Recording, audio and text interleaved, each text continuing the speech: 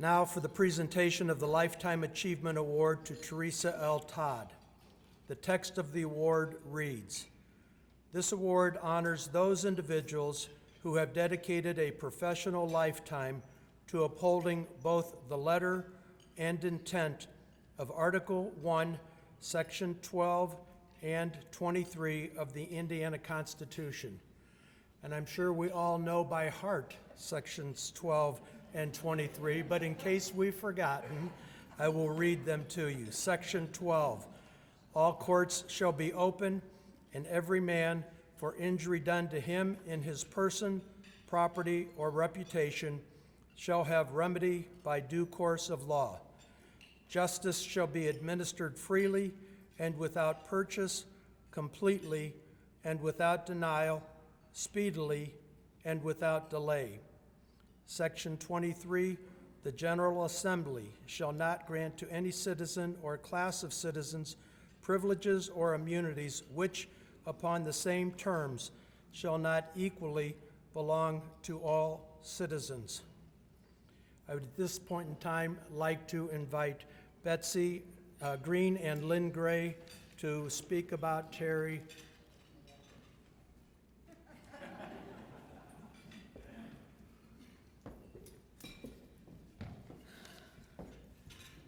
I'm so glad you're all here to celebrate Terry's Lifetime Achievement Award with us. Myself, my law partner Fred, and Tom Dorman were the ones who nominated Terry. And of course, true to Terry, when I called to tell her, she was surprised that she had been nominated. But I'm not going to talk very long, but to let you all know, I know Terry's been a lawyer for 42 years because we were actually in law school together. She was third year when I was a first year, so I've been here 40 years, so she's 42. We didn't know each other in law school. The first time I ever set eyes on her, it was kind of hilarious. I don't remember if we were at Ortho Indy or Indianapolis Neurosurgical, but we were at some doctor's offices, and we were both waiting to have our pre-deposition conference with the surgeon and that's actually the first time we ever really spoke. By then, of course, I'd been a deputy prosecutor for a while, but Terry had been practicing at Buddy Yosha's office, and Terry had already written a book, and Terry was like so impressive. I was like, wow, she's talking to me. But then our relationship changed. It was in 1991, and I got a letter. It was pretty hilarious. From Cheryl Colvin. It said, "Dear Betsy," it said Ray, Women's Committee. It said, "Dear Betsy, I hereby appoint you chair of the Women's Committee. Thank you, Cheryl." And I'm like, what do I do about this, right? So I called a bunch of us together, and Terry was one, and we met at the Majestic Oyster Bar, and we talked about what in the world is a women's committee, and what are we supposed to do? So the first thing we did was we changed the name of the committee to the Committee for Equality in the Bar. And we had a lot of fun, and Terry and I, over the years, Lynn participated. We did little videos, we did events, we did educational events, and Terry became one of my very closest friends. And you know, the measure of a person really is how good a friend they are. And Terry is somebody that you can depend upon, somebody you can call upon, and somebody who is always there to help, which sort of segues me into her legal career, because that's how Terry is. That's how Terry is with her clients. That's how Terry is with her fellow lawyers. I could take 10 minutes and tell y'all, past president of this organization, editor of Verdict, been on the ITLA board for, I said 100 years, but I don't think that's actually correct. Probably closer to 20. I remember Lynn always reminds Terry and I that we will always be older than her. But I remember change of venue days. We'd all go down to Johnson County. Judge Cochise would have all of his pretrials on Friday afternoon. And the Willard was right there, right? So that's, anyway, your legal career, Terry, has just been exemplary. And really what I want to say is that you are a lawyer's lawyer. You believe in the law, the letter of the law, the intent of the law. And I have never, ever known anyone that worked harder than Terry Todd. And one of the reasons why I wanted to nominate Terry is because if you ask a question on the listserv, you get an answer. I mean, like a real, legal, where's Matt? With cites. Answer. So for all of that, I'm just grateful that you're here to celebrate, and Terry, you so much deserve this recognition. And now Lynn's gonna talk. Terry's nervous about that. Terry is nervous. Terry deserves every accolade that we can give to her.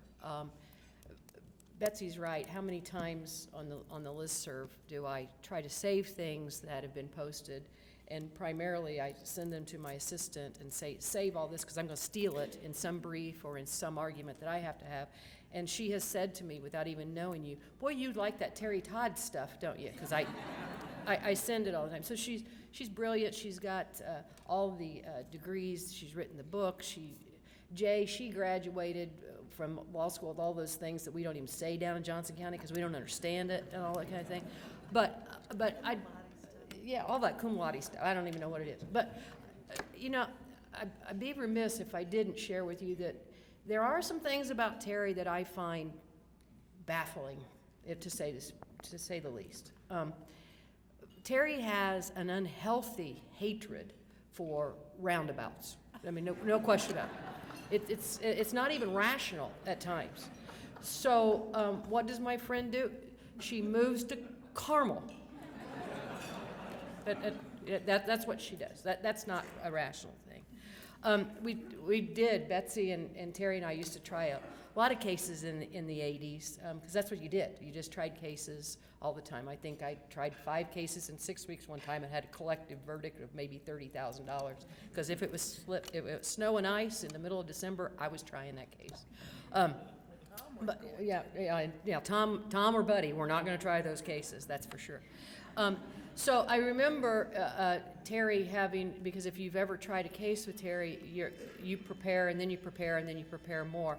And so Terry had done what she always does, and through all of her discovery and through all of her preparation for the trial, she had caught the defendant, and probably the defense, quite frankly, in many, shall we say, inconsistencies. And so during final argument, she stands up and she uses an analogy of essentially she is going to compare it to the time that she caught her nephew Patrick with his hand in the cookie jar. And it was quite effective. I could tell the jury was responding. My only thought was, Terry doesn't have any brothers and sisters. Who the hell is Patrick? It was sincere. It was really sincere. And Terry does work exceedingly hard, but she might need to want to get out a little bit, because we were also trying a case with a young client. And again, we do the prep, and then we do the prep of the prep, and then we re-prep the client. And the client comes in, and the client was a young lady, and she had on a button on her coat for her favorite, Fred, you'll like this, for her favorite musician, and it was Bon Jovi. To which my highly intelligent friend looked at her and said, "You speak French?" T, you got to get out more. You got to get out more.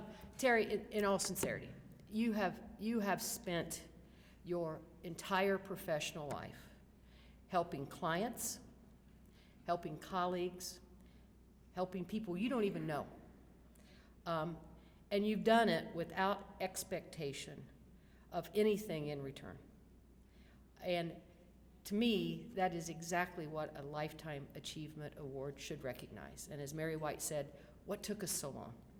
We should have. I know you weren't very happy with Betsy when she nominated you and advocated for you. But you do things because it is the right thing to do, and you make things better for other people. I hope you will accept this and get a little bit of enjoyment out of this, because quite frankly, for us, it's the right thing to do, and you make us feel better. So, congrats.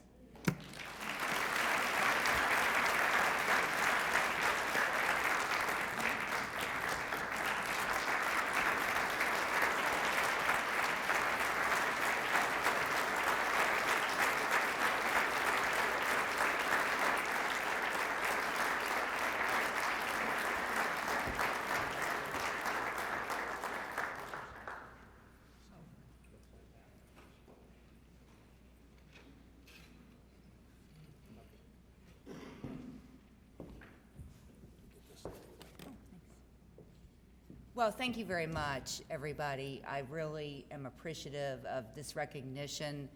And I also want to thank the people who, not only on the listserv, but also sent me private letters and emails, and I've had conversations with that really mean a lot to me. So thank you all, especially Lee Christie, who I'm not supposed to mention too often. So there's number one.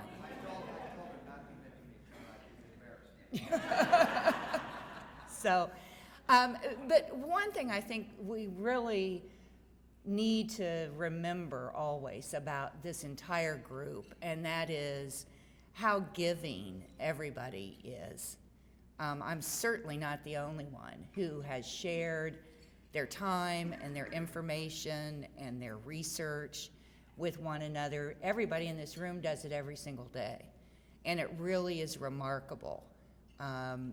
When I first got involved with ITLA, and to this day, the thing that strikes me probably the most is that we all compete for business, and, you know, but yet we all take time to help one another and to help one another help our clients.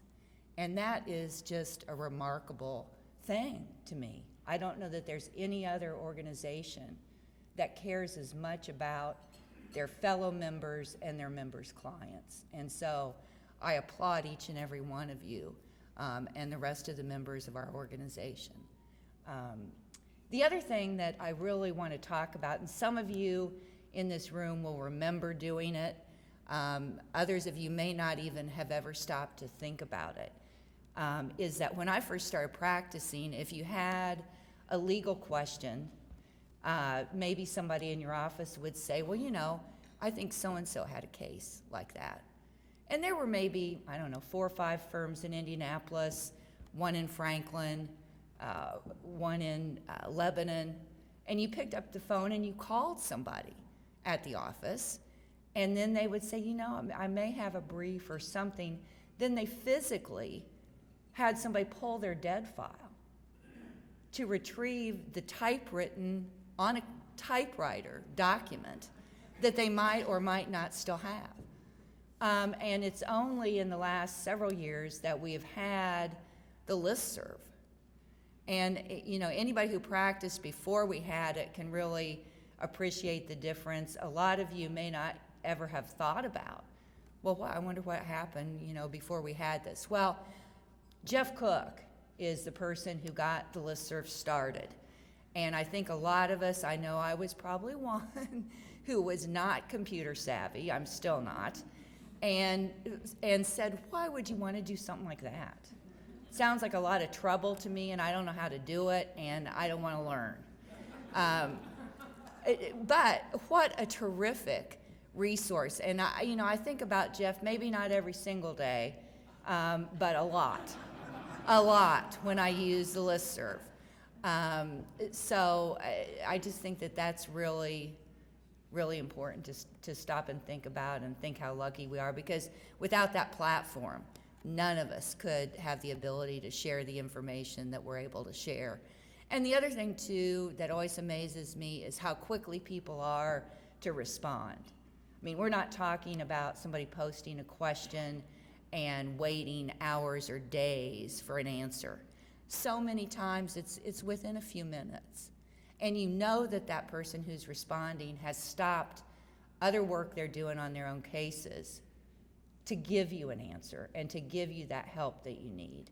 And I think that if anybody ever posted anything saying, you know, I need this right away, they'd have several volunteers of people who would be more than happy to help them, because we see that every single day. So thank you very much. I appreciate this recognition. It really does mean a lot to me. Thank you.